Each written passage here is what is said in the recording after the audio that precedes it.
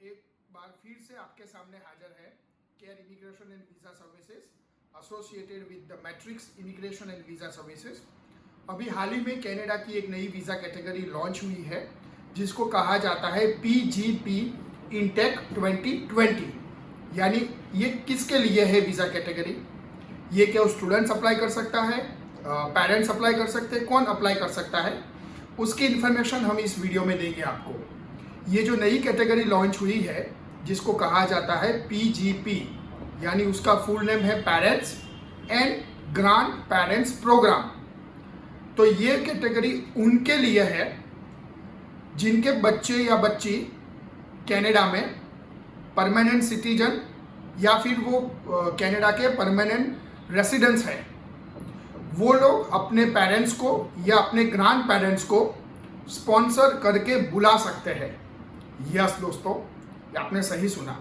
अगर आपका बच्चा या बच्ची, आपका पोता या पोती कनाडा में बहुत से साल से रह रहे हैं, पढ़ रहे हैं, पढ़ाई के बाद उनको वर्क परमिट मिलता है, वर्क परमिट के बाद उनको परमानेंट रेसिडेंसी मिलती है, अगर वो है आपके पास, तो आज तक कनाडा में उन बच्चों के पेरेंट्स को ज़्यादा से ज़्यादा वो विजिटर वीज़ा लेते थे या फिर वो सुपर वीज़ा लेते थे।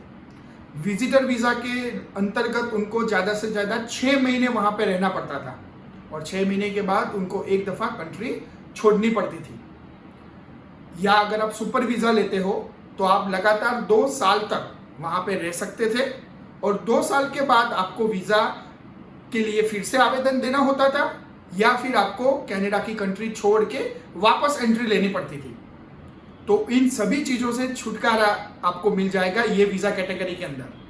तो भैया ये वीज़ा कैटेगरी कैसे अप्लाई होती है, उनके लिए कौन से डॉक्यूमेंट्स चाहिए और उनके एप्लीकेशन आप कौन से फॉर्म में कर सकते हो, इन सभी गाइडेंस कैनेडियन गवर्नमेंट ने बहुत ही अच्छी तरह दी हुई है।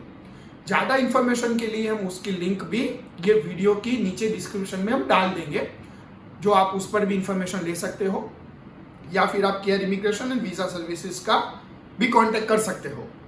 तो मैं उसके एक ओवरव्यू आपको बताता हूँ आज कि उस कैटेगरी में क्या होगा। तो जैसा मैंने पहले बताया कि आपका पोता या पोती या आपका बच्चा या बच्ची कैनेडियन परमानेंट सिटीजन है या फिर कैनेडियन का परमानेंट रेसिडेंट होल्डर है, तो आपको वो स्पॉन्सर इसके अंतर्गत कर सकता है। तो उसके लिए क्या रहेगा? तो दोस्तों उसके लिए 13 अक्टूबर 2020 से लेके 3 नवंबर 2020 तक, यस, ये 3 वीक के अंदर ही कैनेडियन गवर्नमेंट के पोर्टल में उनका एक फॉर्म ओपन होगा।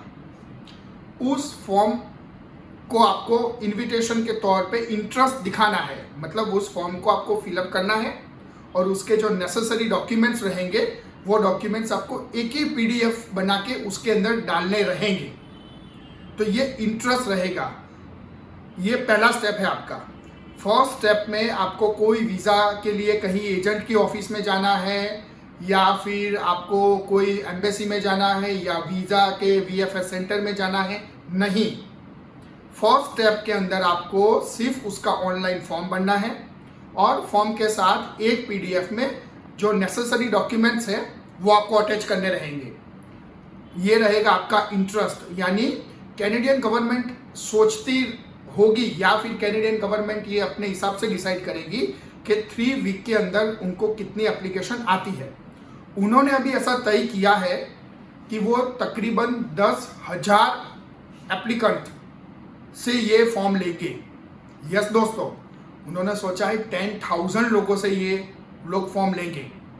तो शायद 3 वीक में जल्दी से जल्दी 2 वीक के अंदर भी 10,000 हो सकता है या फिर 3 वीक के ऊपर भी जा सकता है या 3 वीक के अंदर 10,000 से भी ज़्यादा उनके पास एप्लीकेशन आ सकते हैं। उसके बाद स्टेप 2 रहेगा, वो लोग अपने हिसाब से, यानी कैनेडियन गवर्नमेंट अपने हिसाब से उसको छांटेगी फॉर्म्स को। यानी उनको लगेगा कि कोई किसी का फॉर्म डुप्लीकेशन में है तो उसको डिलीट करेंगे या फिर वो अपने हिसाब से उसको रेंडमली 10,000 एप्लीकेशंस को वो लोग अप्रूव करेंगे यानी उनको ईमेल के द्वारा जान किया जाएगा कि आपकी एप्लीकेशन अप्रूव्ड हुई है, आपका जो इंटरेस्ट आपने दिखाया वो अप्रूव हुआ है। तो ये इंटरेस्ट दिखाने के बाद जिसका भी एप्लीकेशन अप्रूव हुआ होगा उनको तकरीबन वो लोग 60 दिन 60 डेज देंगे अपना सारा बाकी का डॉक्यूमेंटेशन जमा करने के लिए। तो कौन सा डॉक्यूमेंटेशन जमा करना होगा? तो उसमें पहला डॉक्यूमेंट्स लगेगा, जो स्पॉन्सर कर रहे हैं कनाडा से वो सिटीजन या परमानेंट रेसिडेंस होना चाहिए, ये प्रूफ लगेगा। दूसरा प्रूफ लगेगा वो जिनको स्पॉन्सर कर रहे हैं उनका पासपोर्ट या बर्थ सर्टिफिकेट्स, जिससे साबित हो कि ये पेरेंट्स या ग्रैंड पेरेंट्स ही होने चाहिए। तीसरा प्रूफ लगेगा जो लोग स्पॉन्सर कर रहे हैं उनकी एवरेज सैलरी क्या रहेगी, वो स्पॉन्सर करने के लिए फाइनेंशियली कैपेबल है, ये देखा जाएगा। और दूसरे 2-3 और डॉक्यूमेंट्स हैं जो इजीली मैनेजेबल है, ये आप डॉक्यूमेंट्स आप, और उसके लिए आपको 60 डेज दिया जाएगा। जैसे आप ये डॉक्यूमेंट जमा करेंगे उसके बाद ऑटोमेटिकली आपकी फाइल 3rd स्टेज में जाएगी, जहां पर आपने जिसको इंटरेस्ट शो किया है अपने पेरेंट्स को या ग्रैंड पेरेंट्स को कनाडा परमानेंट बुलाने के लिए उनकी एप्लीकेशन ग्रांट होगी। तो ये मोटा मोटा आपका ये नया जो कैटेगरी लॉन्च हुआ है जिसको कहा जाता है parents and grandparent program intake 2020, ये उसकी इंफॉर्मेशन है। उसके बाद कनाडा ऐसा सोचता है ये अगर इंटेक सक्सेसफुल रहा या उनको अच्छा सा एप्लीकेशन मिला तो वो लोग आगे जाके यानी 2021 में भी कुछ नया सोच रहे हैं ऐसे।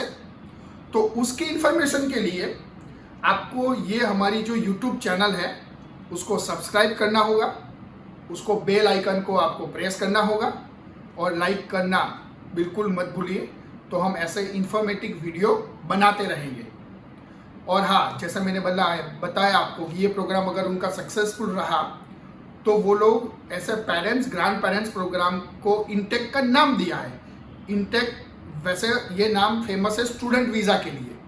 तो ये मत समझना कि कोई भी स्टूडेंट इस कैटेगरी में अपने माँ बाप को स्पॉन्सर कर सकता है या कोई भी वर्क परमिट पे है वो स्पॉन्सर कर सकता है, ऐसा नहीं है ना। तो इसमें अगर आप कनाडा में रह रहे हो, आप कनाडा के सिटीजन हो या कनाडा के आप परमानेंट रेसिडेंट्स हो, तो ही आप इस कैटेगरी के अंदर स्पॉन्सर कर सकते हो।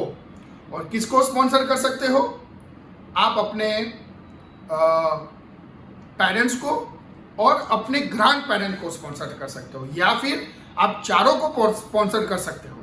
आप अपने मदर फादर ग्रैंड पेरेंट में से ग्रैंड मदर ग्रैंड फादर सबको बुला सकते हो या कोई भी एक को भी बुला सकते हो। ठीक है, तो ये मैंने ये आपको ऑप्शन दिया। तो जैसा मैंने आगे भी बताया कि पेरेंट्स और ग्रैंड पेरेंट्स के लिए वो लोग 2021 में और भी एक कैटेगरी सोच रहे हैं जिसके अंदर उन्होंने अप्रोक्सीमेटली ऐसा तय किया है 30,000 एप्लीकेशंस वो लोग 2021 में पास करेंगे। तो उसकी भी जैसे हमारे पास इंफॉर्मेशन होगी हम और ऐसा इंफॉर्मेशन वीडियो बनाएंगे और आपसे शेयर करेंगे। और एक इंफॉर्मेशन इसके अंतर्गत है, उसमें ज़्यादा से ज़्यादा आपकी इनकम जो कनाडा में नॉर्मल वेजेस इनकम है वो ही होनी चाहिए 2020 की।